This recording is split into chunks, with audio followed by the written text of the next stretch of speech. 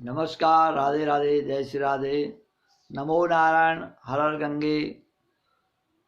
बहुत ही हर्ष का विषय है। इस साल माघ के महीने में कुंभ मेला प्रारंभ होने जा रहा है। 14 जनवरी 2021 से मकर संक्रांति है और पहला कुंभ स्नान है। गुरुवार मकर संक्रांति, गुरुवार 14 जनवरी 2021 पहला पर्व है कुंभ स्नान का। दूसरा पर्व है मौनी अमावस्या। इस दिन भी गुरुवार है, 11 फरवरी 2021। तीसरा जो शाही स्नान है बसंत पंचमी, मंगलवार 16 फरवरी 2021। तीसरा जो शाही स्नान है बसंत पंचमी है, 16 फरवरी है।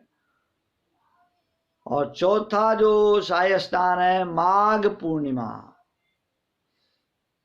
शनिवार, माघ पूर्णिमा शनिवार 27 फरवरी 2021 को चौथा शाही स्नान। और पांचवा शाही स्नान है महाशिवरात्रि। महाशिवरात्रि का जो पर्व है गुरुवार, वीरवार 11 मार्च को है, 11 मार्च 2021 महाशिवरात्रि।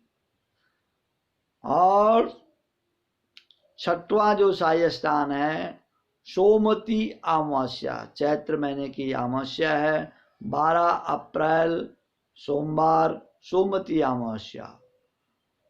सातवां जो शाही स्नान है नव संवत्सर, जो हमारा साल प्रारंभ होता है चैत्र नवरात्रों से प्रारंभ हो जाता है। जो नव वर्ष जिसको हम मनाते हैं, 1 जनवरी नव वर्ष नहीं है। चैत्र महीने के जो नवरात्रे आते हैं, पहला नवरात्रा होता है, उस दिन नव संवत्सर मनाया जाता है। तो वह 7वां शाही स्नान है महाकुंभ का, मंगलवार है और 13 अप्रैल 2021। और 13 अप्रैल को बैसाखी भी है। बैसाखी संक्रांति है वैशाख महीने की। कुंभ स्नान 14 अप्रैल को, 13 को भी है 14 को भी है। तो कहीं पर बैसाखी 13 को है, कहीं पर 14 को है, पर लेकिन दोनों दिन महापर्व का स्नान है।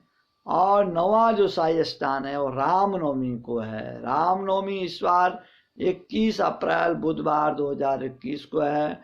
और 10वां शाही स्नान चैत्र पूर्णिमा मंगलवार 27 अप्रैल 2021। तो 27 अप्रैल 2021 14 जनवरी से 27 अप्रैल तक कुंभ महीना चलेगा, कुंभ मास चलेगा, कुंभ का मेला चलेगा, कुंभ का पर्व चलेगा। तो इन 14 जनवरी से और 27 अप्रैल के बीच में आप लोग कभी भी कुंभ स्नान कर सकते हैं। हरिद्वार क्षेत्र में आप कहीं पर भी कुंभ स्नान कर सकते हैं। कुंभ स्नान का महात्म्य है कि जब देवताओं में और राक्षसों में आपस में युद्ध छिड़ा तो उनको कहा गया है कि आप समुद्र का मंथन करो। वासुकी नाग की रस्सी बनाई गई है और फिर उनसे मंदराचल पर्वत और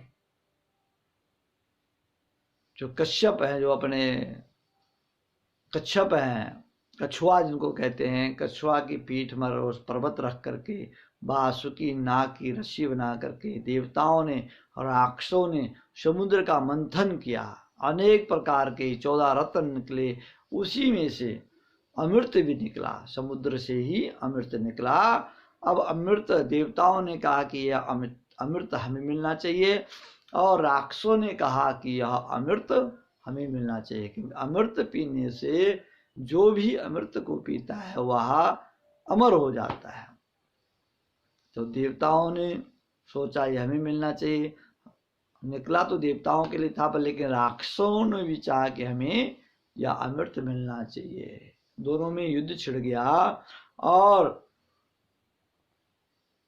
जब देवता लोग कुंभ के कलश को ले गए तो भागते गए, उनके पीछे राक्षस गए, तो हरिद्वार में छीना झपटी हुई, तो कुछ कुंभ से अमृत की बूंदें हरिद्वार में गिर गई, और उसके बाद इलाहाबाद प्रयाग में कुछ बूंदें गिरी, फिर उज्जैन में कुछ बूंदें गिरी, फिर इस प्रकार से 4 स्थानों पर यह अमृत की बूंदें गिरी। तो 12 साल के बाद आता है महाकुंभ, और 6 साल के बाद आता है अर्धकुंभ। तो इस प्रकार से ये जो महाकुंभ है हरिद्वार में, इस महाकुंभ में स्नान अवश्य करना चाहिए, और जो भी भक्त कुंभ में स्नान करता है उसके करोड़ों करोड़ों पाप ताप नष्ट हो जाते हैं।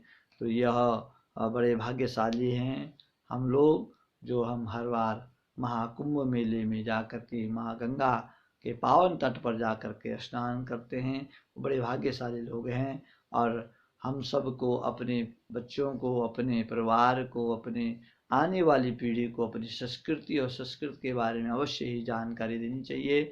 हमारा कर्तव्य है अपने बच्चों को अपनी संस्कृति के बारे में अवश्य बताएं। मैं आचार्य चंद्रभूषण, मेरे यूट्यूब चैनल को आप सब्सक्राइब करें, लाइक करें। हर हर गंगे, हर हर गंगे। आप सभी लोग अपने घरों में कुशल मंगल रहें और कुंभ में स्नान अवश्य करें। बोले गंगा मैया की जय।